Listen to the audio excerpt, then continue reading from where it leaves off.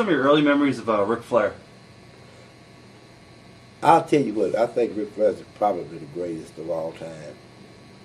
And I don't want to say that and offend anybody else, so I say he certainly got to be in the top 5 greatest of all time. And I don't think there's anybody could outwork.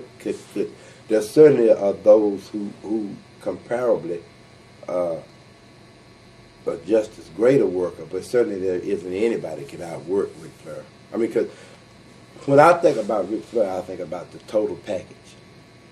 I mean, you know, some guys can do one thing, can't do something else. Ric Flair could do it all. Work, promo. Work, talk, businessman, you know.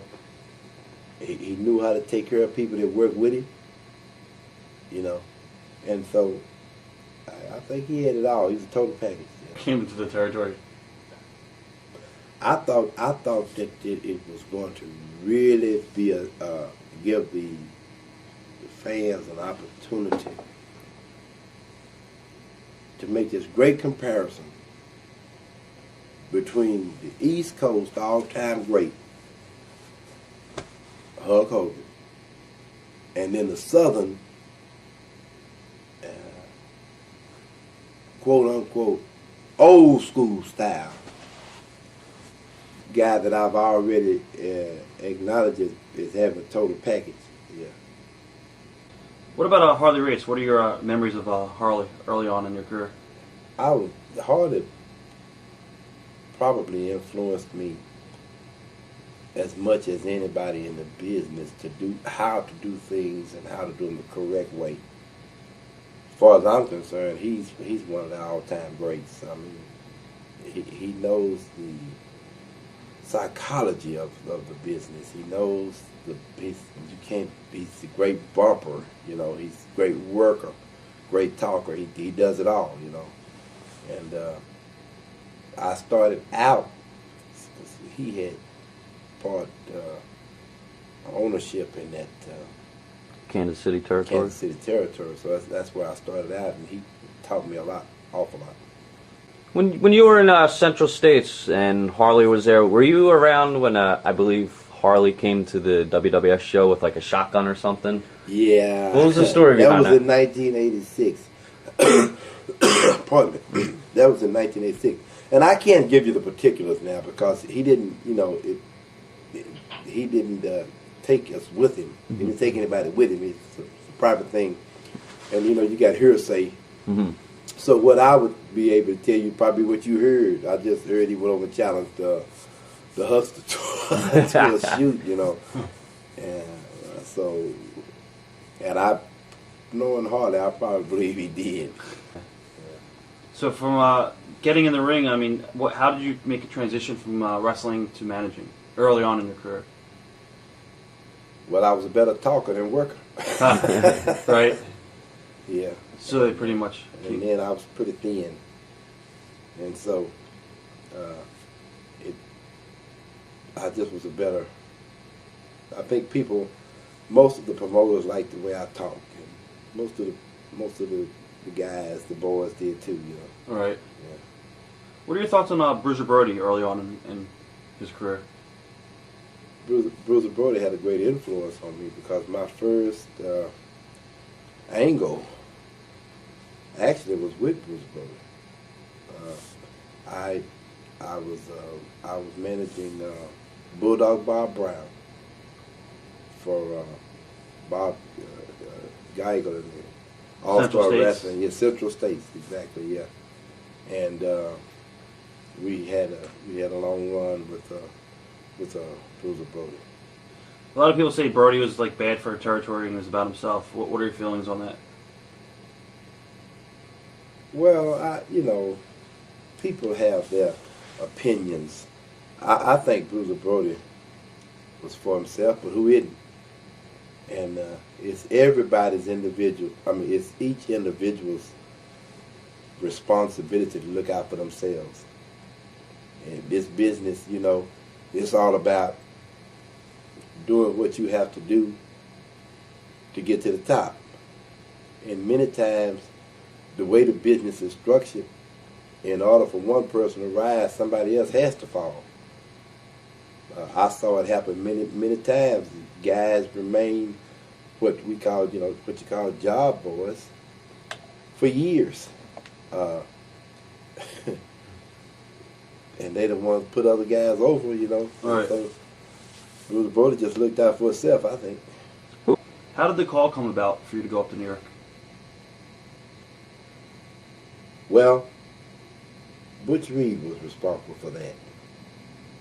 They wanted to bring Butch Reed in. That's when he dyed his hair blonde. I guess to sort of some way, somehow mock, in a way of mocking Hulk Hogan.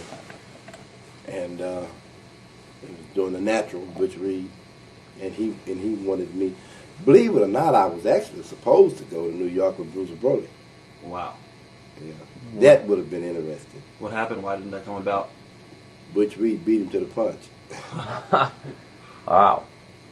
Slickster was in demand. Hey, yeah. How did the match come about with you and Brody in the Loser Leaves Town match with Brody? In Central States? Yeah, it was pretty much your exit out of that territory, I believe, right? Yeah. That's what we did the thing in the cage, right? I think so, yeah. Yeah, did the thing in the cage. That's probably pretty much what it was, Just your way out. Yeah, my way out, yeah. What were your initial impressions of when you got to WWF? I was intimidated. I mean, you jump from spending a very small amount of time in a small territory